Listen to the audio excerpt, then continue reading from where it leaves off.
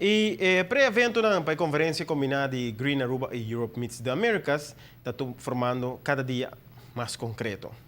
Uma delegação encabeçada pelo ministro de Assunto Econômico, Mike de Mesa, estava na Barranquilla para promover evento entre empresários na costa atlântico do país.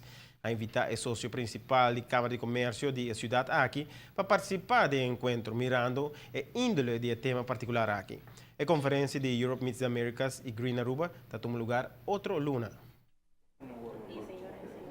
De companhia também convenci que essa aqui está uma combinação de possibilidades grande que está criar para o mês e também caminha na mira que não participação via de Aruba de partnership por algo grande para trabalho para comércio na Europa na mira como offset mais grande, mas na mira também participação grande que portinho for de comércio, companhia de Europa mês, via de Aruba, que também pode trabalhar significante aqui na mês na Colômbia, na Barranquilla.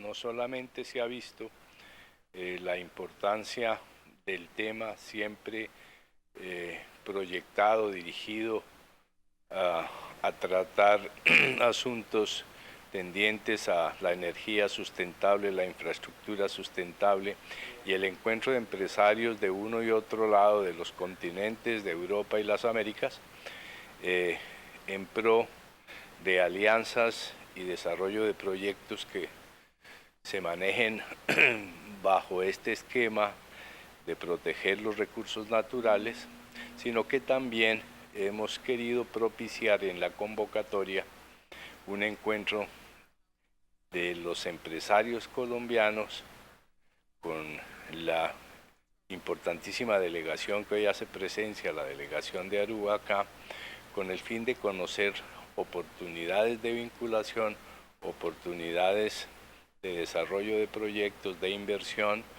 de negocios, de exportación entre Aruba y Colombia.